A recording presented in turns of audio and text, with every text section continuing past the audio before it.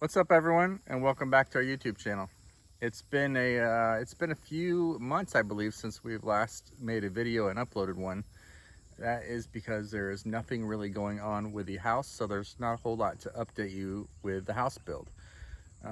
Right now, we're at the point of waiting on drywall. Windows were just installed about a week or so ago, and they were about four and a half months delayed. So everything is back ordered and delayed. So the barn took quite a bit of planning, as it seems everything does now.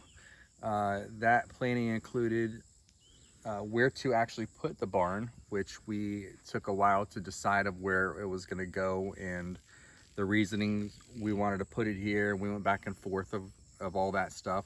And then once we decided on where the barn was going to go, I had to clear the property out of all the trees and debris and get ready for the barn to be installed.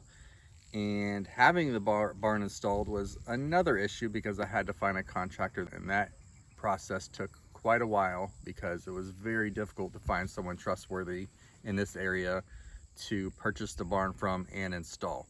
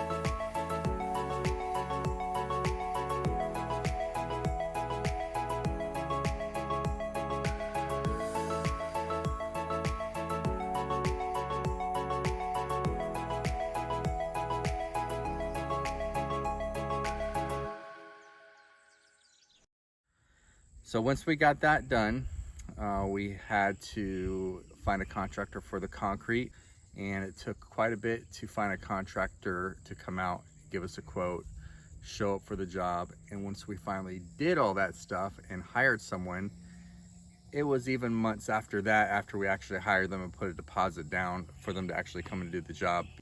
So now that we have the concrete installed and the barn up, I wanted to tell you a little bit about the barn and what we chose to go with.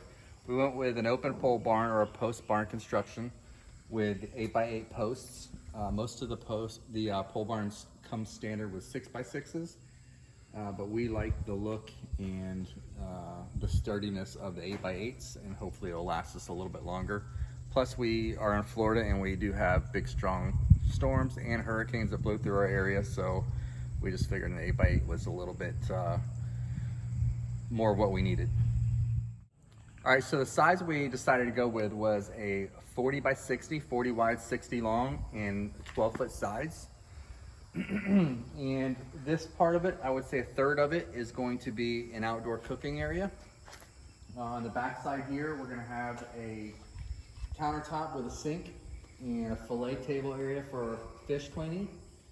And we're gonna have a griddle, gas grill, fish fryer, all the stuff that you would normally see in an outdoor kitchen will be on the back side out here. We're also gonna have a refrigerator and a deep freezer and a couple picnic tables. On the front half is where our vehicles are gonna be parked. Behind me is a toy area, I guess, for tractors, boats, implements, that kind of stuff. It's nowhere near done. We have a lot more to go. The next part of the process is installing LED high bay lights.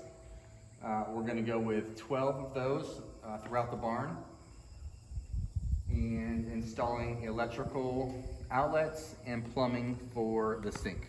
Those are the next steps in the process. Okay, so it might seem a little bit odd that we only have a third of it done in concrete and the rest is dirt. We didn't have to have all of it completed in concrete at this time. We only needed this one finished now because of our outdoor kitchen we're going to build and for our vehicles to be parked on. But at some point in the future, if we decide to have it all concreted, we're going to go do that. The reason we didn't at this time was because mainly it was price. The concrete materials, labor, and everything else is such a sky-high price along with everything else. It just wasn't in the cards right now. So this area will be covered with lime rock, and it will come up even with the concrete pad. But really there's not a whole lot going to be out here other than I have a trailer to put out here, my boat, my tractor, a couple little odds and end things that didn't really need to be on concrete. Lime rock's going to be fine, but that's why it's like it is. Okay, so this is the entrance to our barn. It's from the main driveway in front of our house, and this will also be lime rock when the house and everything else is done. And again, back over here in the corner is where I'll pull vehicles in to turn around and back up. And right here in front of the barn, we'll also have lime rock so we can kind of back our vehicles in to the barn slots there.